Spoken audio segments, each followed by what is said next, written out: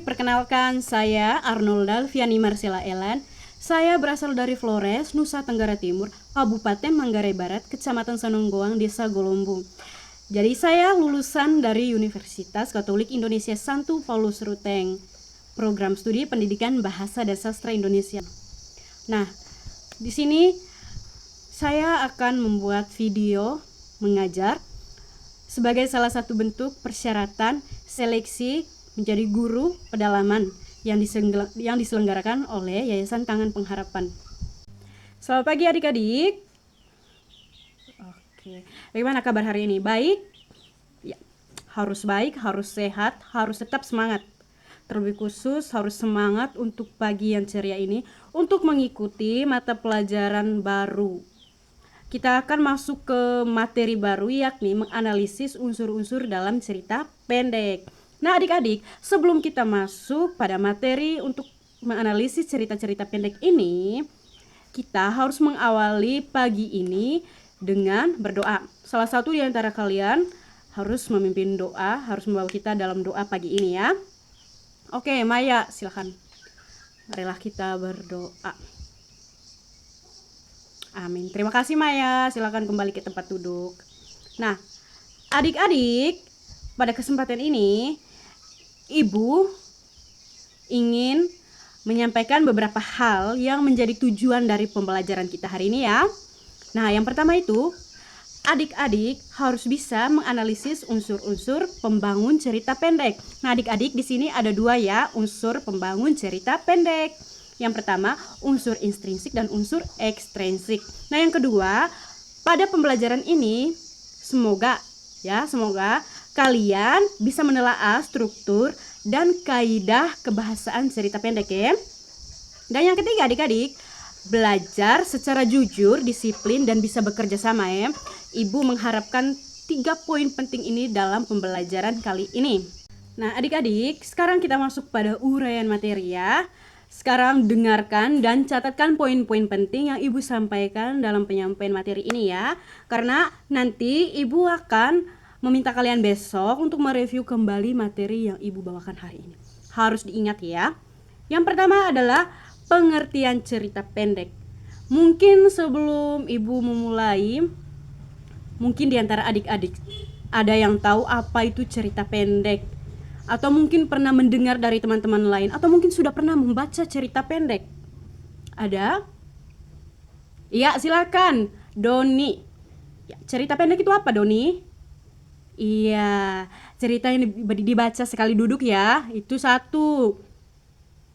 Oke, Maya, cerita. Oke, dari pengalaman-pengalaman sendiri ya. Oke, semua yang adik-adik jawab itu semuanya benar ya, benar.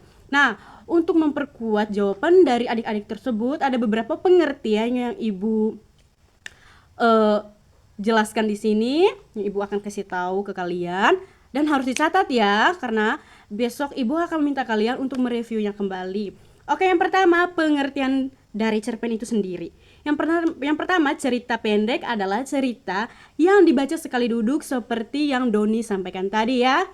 Dan yang kedua, cerpen itu bersifat fiktif adik-adik. Ada yang bersifat ringkas, fokus pada satu konflik dengan kesan yang tunggal. Nah, yang ketiga, menurut Kamus Besar Bahasa Indonesia adik-adik, cerpen adalah kisah yang kurang dari 10.000 kata yang memusatkan diri pada satu tokoh dan satu situasi. Oke, dia berpusat pada satu tokoh dan satu situasi ya, tidak lebih. Dan yang keempat itu adik-adik, ini menurut para ahli, menurut Sutardi, cerpen adalah rangkaian peristiwa yang saling terhubung melalui konflik antar tokoh dalam satu latar. Begitu. Dia memiliki konflik antar tokoh, misalnya Maya dengan Doni memiliki konflik itu dalam satu latar. Misalnya latar waktu pagi hari, terus latar tempatnya itu siang, latar tempatnya itu di kelas. Mereka berantem, mereka baku pukul. Itu konfliknya ya. Oke adik-adik, sekarang kita masuk pada ciri-ciri cerpen. Harus dicatat.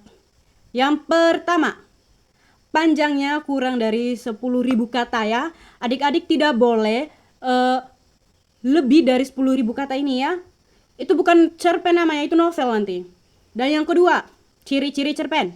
Penulisan lebih ringan daripada novel. Jadi bahasa dalam cerpen itu cenderung lebih ringan ya, tidak terlalu berat seperti eh, bahasa-bahasa yang dalam penulisan novel atau karya sastra lainnya ya. Di sini penulisan cerpen itu cenderung lebih ringan dan lebih ringkas ya. Dan yang ketiga, menggambarkan kehidupan sehari-hari.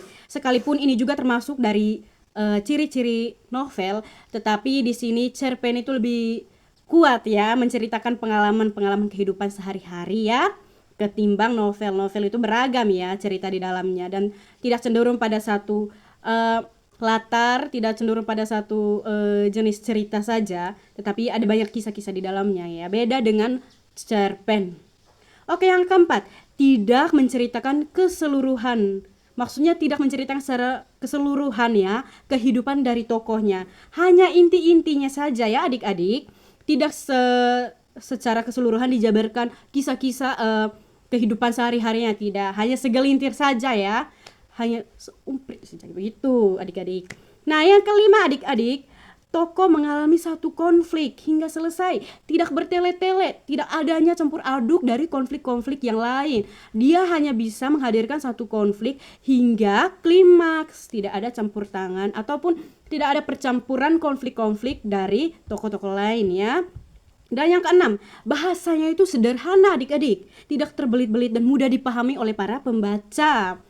Dan yang ketujuh itu bersifat fiktif, tidak ada yang nyata. Oh, tidak ada ya, bersifat fiktif. Yang kedelapan menggunakan alur tunggal ya. Dia menggunakan satu alur saja, tidak terbelit-belit. Dan yang kesembilan, dibaca dalam waktu singkat. Bisa saja dalam waktu 5 menit selesai. 10 menit, 15 menit selesai. Tidak panjang ya, tidak seperti novel yang kadang baca dalam satu hari full. Bisa juga 2 hari lebih malah. Yang ke-10, memberikan pesan atau kesan yang mendalam ya. Memang setiap cerita itu memberikan pesan moral ya dalam kehidupan kita masing-masing. Bagaimana kita mengambil poin atau memetik pesan yang telah disuguhkan oleh cerita tersebut. Bagaimana kita bisa merefleksi hasil dari cerita. Bagaimana kita bisa mengambil pesan moral dalam cerita tersebut ya. Dan yang kedua adik-adik, kita masuk pada unsur-unsur pembangunan cerpen. Oke, mungkin ada gambaran sedikit dari beberapa yang Ibu jabarkan tadi, mulai dari pengertian cerpen, ciri-ciri cerpen itu seperti apa. Mungkin ada gambaran bagaimana sih pembangunan unsur-unsur pembangun sebuah cerita pendek itu. Ada? Oke, kalau belum ada yang tahu, kita lanjutkan ya. Mungkin ini sesuatu yang baru. Mari kita belajar bersama-sama ya. Kita perlahan-perlahan saja. Yang pertama, unsur intrinsik. Unsur yang dibangun dari dalam cerita pendek tersebut, dari dalam teks tersebut ya. Adik-adik dengar di sini ya. Yang pertama itu ada tema. Tema itu apa adik-adik? Mungkin ada yang tahu. Tema itu beda dengan judul ya. Bagaimana Katie? Tema ide pokok. Oke, benar sekali Katie. Beri aplaus untuk Katie. Tema itu adik-adik adalah ide atau gagasan yang mendasar dalam sebuah cerita. Biasanya dia itu tersirat, tidak terlalu menonjol ya bahwa saya ini adalah tema. Tidak ya. Dia itu bersifat tersirat. Jadi bagaimana perspektifnya kita itu menjadikan penggalan ini adalah tema atau apapun itu, intinya kita harus bisa membedakan tema dengan judul. Dan tema itu bersifat tersirat ya. Tidak terlalu menonjol kalau saya ini adalah tema dari ini dari itu. Oke. Yang kedua, tokoh dan penokohan. Dalam unsur intrinsik cerpen itu harus ada tokoh dan penokohan supaya lebih menarik cerita. Supaya kita bisa membacanya lebih menarik, lebih bergairah, lebih penasaran. Apa sih inti dari cerita ini? Cerita ini menceritakan apa? Siapa pelakunya? Begitu ya. Jadi, penggambaran karakter tokoh melalui yang pertama, analitik langsung, fisik dan perilaku, lingkungan kehidupan dari tokoh, bahasa tokoh, pikiran tokoh, penilaian tokoh lainnya. Itu dari tokoh dan penokohan tadi ya. Yang ketiga, alur atau plot. Alur atau plot mungkin ada yang tahu? Oh iya, jadi dengarkan ibu di sini ya. Alur atau plot itu adik-adik adalah pola pengembang cerita berdasarkan sebab akibat atau disebut dengan kronologis cerita ya, jalan cerita. Dan yang keempat itu ada latar. Nah, adik-adik, latar di sini terbagi atas beberapa ya. Yang pertama, latar tempat. Latar tempat ini menunjukkan di mana sih kejadian itu. Di mana? Di terminal kah? Di rel kereta api? Mungkin di angkasa, begitu ya. Bercanda adik-adik. Dan yang kedua itu waktu. Waktunya itu terjadi pagi hari kah, siang hari, atau malam. Dan suasananya itu seperti apa? Sedih kah, bergembira kah, sukacita kah, atau suasana genting begitu. Yang membentuk suatu cerita. Oke. Nah, yang kelima itu gaya bahasa. Ini juga harus diperhatikan ya dan diingat. Gaya bahasa itu adalah pilihan kata atau gaya ungkapan ya yang membentuk suatu cerita. Bagaimana komunikasi antar tokoh dalam cerita supaya bisa membangun cerita yang lebih menarik ya. Yang keenam itu sudut pandang. Cara pandang pengarang, maksudnya di sini cara pengarang menyajikan cerita itu seperti apa? Apakah itu dari orang pertama kah, orang ketiga kah, atau orang memang serba tahu begitu? Nah, yang ketujuh ini adalah pesan moral yang ingin disampaikan pengarang. Biasanya itu tersirat. Itu hasil dari kita ketika kita selesai membaca cerpen. Bagaimana menurut kita memetik pesan moral yang tersirat dalam cerita tersebut. Misalnya pesannya itu tidak boleh baku hantam, harus saling jujur. Itu tergantung ceritanya tentang apa dan bagaimana kita mengambil kesimpulan atau asumsi kita sebagai pembaca terhadap cerita yang disajikan Jadi sebelumnya Ibu akan menulis dan supaya kalian ingat apa saja yang menjadi unsur-unsur pembangun cerpen terlebih khusus unsur yang terbangun dari dalam cerita tersebut atau unsur intrinsik, unsur yang terbangun dari dalam teks tersebut ya. Oke adik-adik, tadi Ibu ada menulis beberapa poin penting terkait dengan unsur-unsur pembangun cerita pendek tadi. Ibu harap kalian bisa menulisnya. Mohon maaf ya, mungkin tulisannya kurang jelas karena Ibu menggunakan stabilo, mohon maaf. Nanti Ibu kirimkannya saliman rangkuman hasil dari rangkumannya Ibu ke teman kalian ya. Nanti kalian bisa menyonteknya dari teman kalian ya untuk bahan belajar. Oke, sekarang kita lanjut pada unsur ekstrinsik ya, unsur di luar teks cerita pendek. Yang pertama adik-adik, latar belakang masyarakat. Di sini ada beberapa hal yang membangun latar belakang masyarakat itu ya, dilihat dari ada beberapa aspek. Yang pertama ideologi, kondisi sosial, politik, ekonomi, dan budaya ya. Itu yang membangun sebuah cerita pendek yang berlatarkan latar belakang masyarakat ya. Yang kedua latar belakang pengarang. Ini latar belakang dari penulisnya ya. Yang pertama riwayat hidup dari penulis. Yang kedua itu kondisi psikologis penulis itu seperti apa. Dan aliran sastra ya, aliran sastra yang dianuti oleh penulis itu seperti apa gitu. Yang ketiga nilai dalam cerpen. Ada nilai agama adik-adik, nilai sosial, moral, dan lain-lainnya. Itu nilai-nilai yang terkandung dalam sebuah cerita pendek. Adik-adik, kita akan memasuki struktur cerita pendek. Ini perlu diingat ya adik-adik karena mungkin akan keluar ya pada ujian nanti soal-soalnya ya. Jadi perlu diingat, perlu dibelajar ulang-ulang secara terus-menerus ya sampai diingat, sampai hafal dan paham ya. Yang ketiga tadi struktur cerita pendek. Struktur cerita pendek ini mengikuti alur dengan bagian-bagian berikut. Yang pertama, pengenalan atau exposition. Nah, di sini kita akan memperkenalkan tokoh, latar, dan awal situasi dalam sebuah cerita pendek. Yang kedua, permunculan masalah atau complication. Di sini munculnya peristiwa yang memicu masalah atau konflik dalam sebuah cerita pendek adik-adik. Di sini baru muncul ya bagaimana peristiwa yang memicu konflik tadi. Yang ketiga, menuju konflik ya. Bagaimana ketegangan itu mulai bermunculan, mulai meningkat, masalah semakin rumit ya. Yang keempat itu puncak konflik atau klimaks. Bagian paling menegangkan di sini nasib tokoh mulai ditentukan. Kelima, penyelesaian. Ini ending ya. Konflik selesai, semuanya selesai atau akhir cerita dibiarkan menggantung. Ada yang membiarkan pembacanya itu seperti wah, ini cerita itu seperti teka-teki ya. Akhirnya itu menggantung, tidak ditentukan akhirnya itu seperti bahagia kah, sedih kah, tetapi dia menggantung ya. Jadi itu merupakan struktur dari cerita pendek adik-adik ya. Sekarang kita masuk pada kaidah kebahasan cerpen. Cerpen itu ada kaidahnya ya, tidak ditulis sembarangan. Dia itu ada kaidahnya. Cerpen biasanya menggunakan kalimat bermakna lampau yang berisi ketika itu, pada waktu itu telah terjadi. Nah, adik-adik mungkin pernah membaca ya cerita-cerita yang awalnya seperti ketika itu terjadi bla bla bla bla, ya kan? Ya Doni pernah kan mungkin? Oke, pernah. Santi juga pernah. Nah, itu yang kalian baca itu cerpen yang hanya dibaca sekali duduk, tidak melebihi 10.000 kata ya.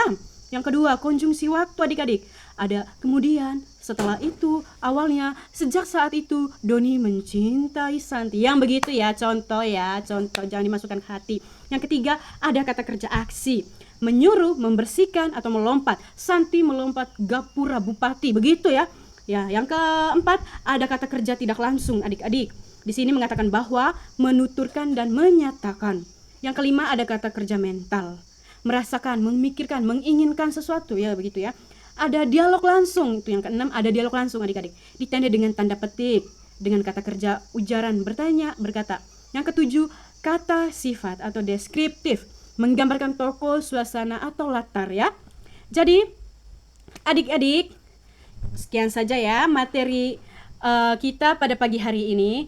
Sebagai rangkuman singkat ya, di sini Ibu juga ada menitipkan kalian rangkuman singkat, tolong diperhatikan dan diingat. Ada baiknya dicatat ya, karena Ibu besok mungkin akan mereview kembali hasil pelajaran hari ini. Cerpen adalah karya fiksi singkat yang fokus pada satu konflik dan memberikan kesan yang mendalam adik-adik.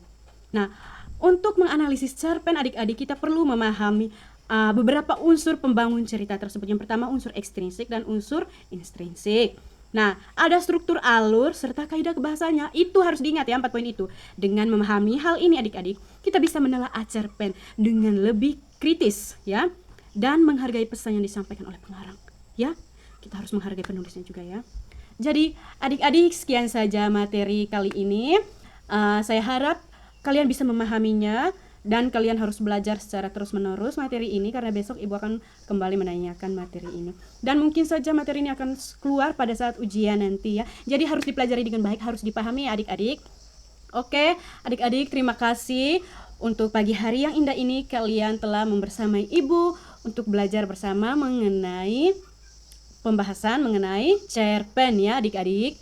Oke, sekarang sebelum kita keluar dari ruangan, saya minta adik Doni memimpin kita dalam doa penutup pagi ini. Doni silakan. Marilah kita berdoa. Amin. Oke Doni, terima kasih, kembali ke tempat duduk. Sampai jumpa. Demikian video mengajar saya. Mohon maaf apabila ada kesalahan dalam pembuatan video ini. Terima kasih.